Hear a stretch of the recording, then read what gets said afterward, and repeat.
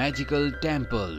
इस कहानी की शुरुआत एक क्लासरूम से होती है जहां पर कुछ बच्चों को दिखाया जाता है जिनका टीचर टेस्ट ले रहा होता है। यहीं पर एक लड़की होती है जिसका नाम होता है जैस्मिन। जैस्मिन पढ़ाई में बहुत ज्यादा अच्छी नहीं होती, इसीलिए टेस्ट में उसे 0 मार्क्स मिलते हैं। जैस्मिन का एक दोस्त भी होता है जिसका नाम टिम है। टिम जैस्मिन से कहता है कि तुम्हें परेशान होने की कोई जरूरत नहीं है, वैसे भी 0 नंबर तुम्हारा लकी नंबर है। टीचर ये बात सुन लेता है और वो जैस्मिन के पास जाकर उसे डांटता है और उसे समझाता है कि अगर तुम पढ़ोगी नहीं तो तुम्हारा आगे भविष्य पूरी तरह से खत्म हो जाएगा, तुम जिंदगी की भीड़ में सबसे पीछे रह जाओगी। इसके बाद इनका एक और टेस्ट होता है जो इतिहास का यानी कि हिस्ट्री का होता है और इसमें सबसे पहला जो क्वेश्चन होता है, इस क्वेश्चन में एक जगह का नाम पूछा होता है और जैस्मिन को ये नाम नहीं पता होता, लेकिन वो कुछ ना कुछ आंसर लिखना चाहती है, वहां पर वो खाली नहीं छोड़ना चाहती। इसीलिए वो अपने मन से वहां पर एक नाम लिख देती है जो होता है गोचा माओ। और जैसी वो नाम लिखती है हमें बाहर एक रोशनी दिखती है। हमें शहर के बीचों बीच दिखाया जाता है जहां पर कुछ पेड़ उग जाते हैं। और अगले दिन जैस्मिन जब अपने दोस्त टिम के साथ उस रास्ते से गुजरती है तो वो देखती है कि ये पेड़ यहाँ पर पहले नहीं थे और अब अचानक से यहाँ पर पेड़ उग गए हैं। इसीलिए वो टिम से कहती है कि हमें इसके अंदर जाना चाहिए। टिम और वो दोनों के दोनों उसके अंदर चले जाते हैं और वो देखते हैं कि अंदर पूरा का पूरा एक जंगल है। ये दोनों के दोनों जंगल के अंदर चले जाते हैं और कुछ दूर जाने के बाद इन्हें वहां पर एक पवित्र स्थल यानी कि एक मंदिर दिखता है। जैस्मिन अपनी जेब से कॉइन निकालती और मंदिर की तरफ फेंकती और विश मांगती है कि अगले टेस्ट में उसे पूरे 100 में से 100 नंबर मिले। दरअसल इतिहास के पेपर का टेस्ट का जो क्वेश्चन था जिसका आंसर उसने रैंडमली कोई नाम लिख दिया था, वो क्वेश्चन यही था कि कोई ऐसी जगह बताओ जहां पर कॉइन फेंकने के बाद इंसान की विश पूरी हो जाती है। इसीलिए जैस्मिन ने ऐसा किया होता है। अब अगले दिन जैस्मिन स्कूल जाती है जहां पर उसका एक और टेस्ट होता है और जब उसे क्वेश्चन पेपर मिलता है तो उसमें से उसे एक भी क्वेश्चन का आंसर नहीं आता, लेकिन जैस्मिन अपने मन से कुछ उल्टे सीधे आंसर लिख देती है और इसके बाद वो वहां पर सो जाती है। इसके बाद जैस्मिन टिम को लेकर अपने घर आती है जहां पर वो देखती है कि उसके माता पिता लड़ रहे हैं, लेकिन वो उनकी लड़ाई पर ज्यादा ध्यान नहीं देती। इसका मतलब ये है कि ये इनके घर की रोज की बात है। अब वो टिम को अपने कमरे में ले जाती है और उसे बताती है कि उसका एक भाई भी है जो कि बहुत ही ब्रिलियंट है। वो जिंदगी में हर एक टेस्ट में 100 में से 100 नंबर लाता था, लेकिन एक दिन जब उसका एंट्रेंस टेस्ट था तो वो उस टेस्ट को पास नहीं कर पाया, जिस वजह से उसे बहुत बुरा लगा। उसकी दिमागी हालत नॉर्मल नहीं रही और उसने अपने आप को हमेशा के लिए अपने कमरे में बंद कर लिया। अब वो किसी से बात नहीं करता। टिम कुछ देर जैस्मिन के साथ बात करने के बाद उसके घर से निकल जाता है। वहीं जैस्मिन के टीचर को दिखाया जाता है जो उसकी आंसर शीट को चेक कर रहा होता है। उसमें कई सारे क्वेश्चंस के आंसर गलत होते हैं और तभी हमें उस मंदिर को दिखाया जाता है जिस मंदिर में सिक्का डालने के बाद जैस्मिन ने विश मांगी थी कि उसके 100 में से पूरे 100 नंबर आए। उस मंदिर में एक तेज रोशनी जलती है जो रोशनी पूरे शहर में फैल जाती है।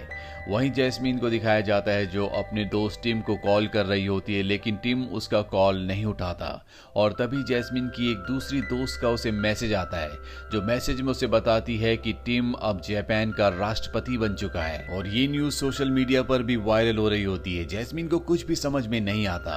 अगले दिन जब वो स्कूल जाती है तो उसे पता चलता है कि बहुत सारे अलग अलग देशों से बहुत सारे प्रेसिडेंट गायब हो चुके हैं और अब जैस्मिन का टीचर उसकी आंसर शीट उसके नंबर्स लेकर उसके पास आता है। वो बहुत खुश होता है और जैस्मिन को बताता है कि तुम्हें 100 में से पूरे 100 नंबर मिले हैं। जैस्मिन अपने मार्क्स देखकर बहुत हैरान होती है क्योंकि उसने आंसर शीट में एक भी सही आंसर नहीं लिखा था। उसे समझ नहीं आता कि उसे 100 में से पूरे 100 नंबर कैसे मिल गए, जबकि उसने बहुत सारे क्वेश्चंस के आंसर लिखे नहीं थे।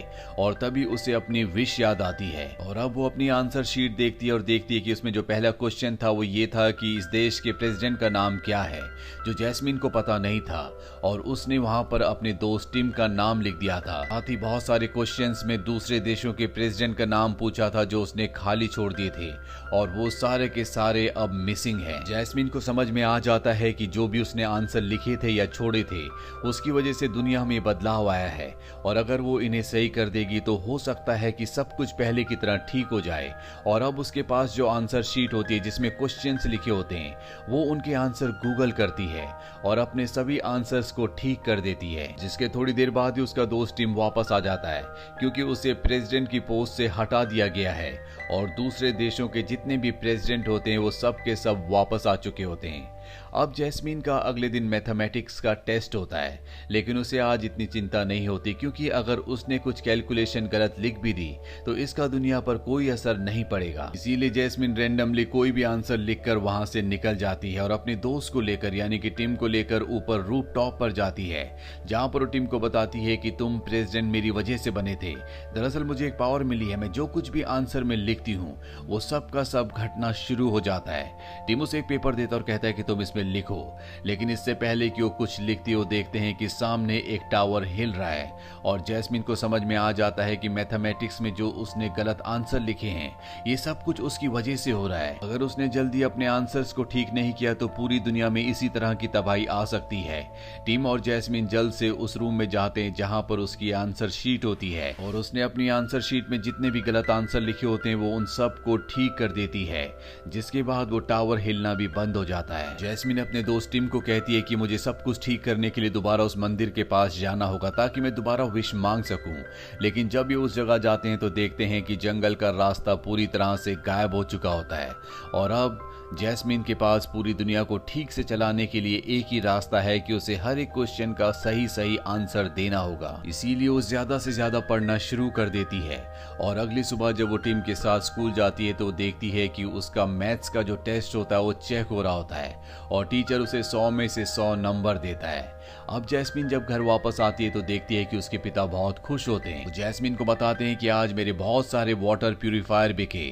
दरअसल वाटर को प्यूरिफाई करने की मशीन का उनका बिजनेस होता है और इसके पीछे भी जैस्मीन का हाथ होता है क्योंकि उसने अपनी आंसर शीट में लिख दिया था कि वाटर प्यूरिफायर एनर्जी का सबसे अच्छा सोर्स है। अगर आप सबसे अच्छी एनर्जी, सबसे ज्यादा एनर्जी लेना चाहते हैं तो आपको प्यूरिफायर का वाटर पीना चाहिए। और इसीलिए उसके पिता के प्यूरिफायर की सेल अचानक से कई 100 गुना बढ़ गई थी। इस बात से जैस्मीन को भी खुशी होती है और वो तय करती है कि वो अपने आंसर्स को ठीक नहीं करेगी। पर जब वो टीवी पर न्यूज देखती है तो उसे पता चलता है कि वाटर प्यूरिफायर के लिए पानी के लिए दुनिया में एक दूसरे से लोग लड़ रहे हैं। ये देखकर वो घबरा जाती है और जल्दी से अपने सभी क्वेश्चंस के आंसर्स पूरी तरह से ठीक कर देती है, जिसके बाद दुनिया में लोग जो वाटर प्यूरिफायर के लिए लड़ रहे थे वो लड़ाई खत्म हो जाती है।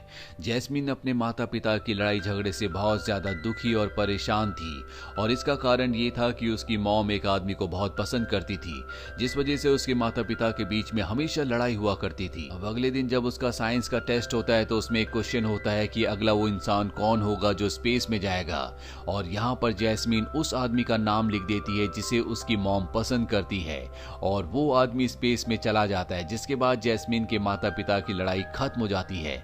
उनके परिवार में एक बार फिर से खुशियां आ जाती है, जिससे जैस्मीन बहुत खुश होती है। जैस्मीन अब अपने भाई को भी ठीक करना चाहती है, इसीलिए वो एक पेपर पर लिख देती है कि अगली सुबह उसका भाई अपने कमरे से बाहर आएगा और सबको विश करेगा।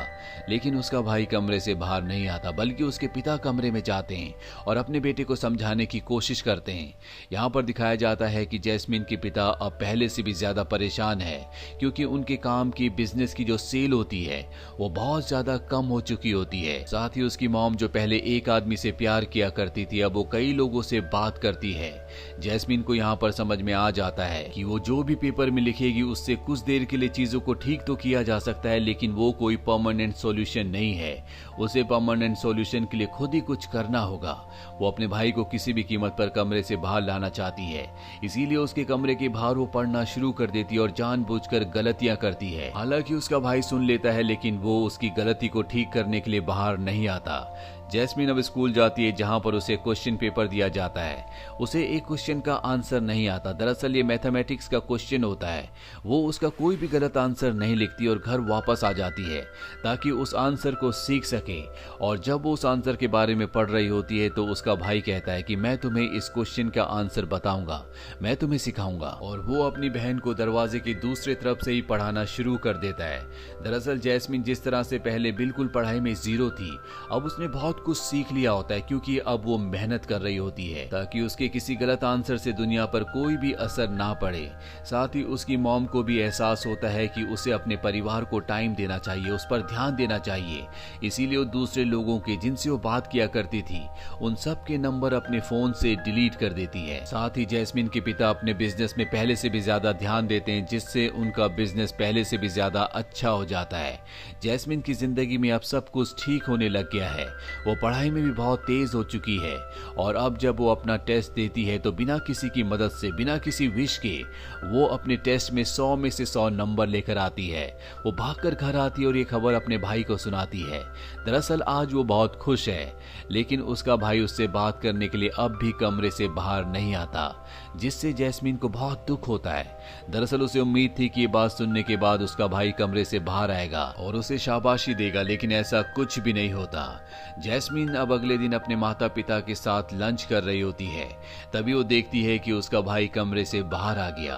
उसका भाई अपने पिता से, अपनी मॉम से और अपनी बहन से माफी मांगता है। उसे एहसास होता है कि उसे इस तरह से बर्ताव नहीं करना चाहिए था।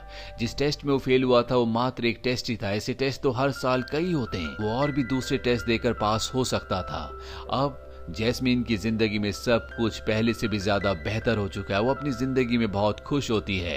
अगली सुबह जब वो टिम के साथ स्कूल जा रही होती है, वो देखती है कि उसके बैग में एक आंसर शीट है जिसे उसने पहले फाड़ दिया था और ये वही आंसर शीट होती है जिसमें उसने पहले क्वेश्चन का आंसर गोचा माओ लिखा था, जो कि पूरी तरह से गलत था। इस टेस्ट में उसे 5 मार्क्स मिले थे, इसीलिए उसने इस टेस्ट के आंसर शीट को फाड़ दिया था और ये वही आंसर शीट होती है जिस आंसर शीट में उसने क्वेश्चन का आंसर गोचा माओ लिखा था। अब ये इस आंसर शीट को जोड़ती है और जैसी वो उन दोनों पन्नों को मिलाती है तो वहां पर एक बार फिर से जंगल का रास्ता खुल जाता है और यहाँ पर उसे समझ में आ जाता है कि क्यों यहाँ पर जंगल का रास्ता खुला था। वो टिम के साथ एक बार फिर से उसी मंदिर के पास जाती है और वहां पर विश मांगती है कि इस दुनिया में मेरी वजह से, लिखने की वजह से जो कुछ भी गलत हुआ है वो पूरी तरह से ठीक हो जाए, लेकिन ऐसा कुछ भी नहीं होता। और मायूस होकर जैस्मीन टिम के साथ वापस स्कूल आ जाती है जहां पर उसका टेस्ट होता है। आज ज्योग्राफी का टेस्ट होता है और जब वो आंसर्स लिख रही होती है तो उसे याद आता है कि जब उसने विश मांगी थी तो वहां पर उसने एक कॉइन फेंका था और अब उसे एहसास होता है कि अगर उसे अपनी विश को रिवर्स करना है, यानी कि दुनिया में सब कुछ ठीक करना है, तो उसे उस कॉइन को वापस लेना होगा। इसीलिए जल्दी से वो अपने सभी आंसर जितने भी उसे आते थे वो लिखकर वापस उसी मंदिर के पास पहुंच जाती है और कॉइन को ढूंढना शुरू कर देती है और वो देखती है कि कॉइन वहां पर लकड़ियों की जाली के अंदर गिरा होता है। उसका हाथ वहां पर नहीं पहुंच सकता, इसीलिए वो लकड़ी के सारे कॉइन को ऊपर खींचने की कोशिश करती है ताकि दुनिया में सब कुछ पहले की तरह ठीक हो जाए, उसकी विश खत्म हो जाए। वहीं स्कूल में उसके टीचर को दिखाया जाता है जो एग्जाम्स के पेपर्स चेक कर रहा होता है और जब उसके सामने जैस्मीन का पेपर आता है तो हमेशा की तरह वो उसे पूरे के पूरे 100 नंबर दे देता है और जैस्मीन वहां उस कॉइन को निकाल रही होती है। वो बड़ी मुश्किल से लकड़ी में उस कॉइन को अटका लेती है और धीरे धीरे ऊपर खींचना शुरू करती है और जैसी वो कॉइन को पकड़ने वाली होती है कि कॉइन एक बार फिर से नीचे गिर जाता है और तभी एक तेज रोशनी होती है और इस रोशनी के बाद दिखाया जाता है कि जैस्मीन गायब हो चुकी है। साथ ही पूरे शहर के लोग गायब हो चुके हैं, उसके टीचर भी, यानी कि इस दुनिया में कोई भी इंसान नहीं बचा, सब के सब गायब हो चुके हैं। और तभी हमें जैस्मीन का पेपर दिखाया जाता है जो उसने अभी अभी दिया था, जो कि ज्योग्राफी का पेपर था। उसमें आखिरी क्वेश्चन ये था कि इस दुनिया की पॉपुलेशन कितनी है, जिसका आंसर उसने नहीं लिखा था, यानी कि 0। और यही एक कारण होता है कि पूरी दुनिया की पॉपुलेशन के साथ साथ जैस्मीन खुद भी गायब हो जाती है। तो ये थी इस फिल्म की पूरी कहानी। ये एक पूरी काल्पनिक कहानी है। उम्मीद करते हैं कि ये कहानी आपको पसंद आई होगी।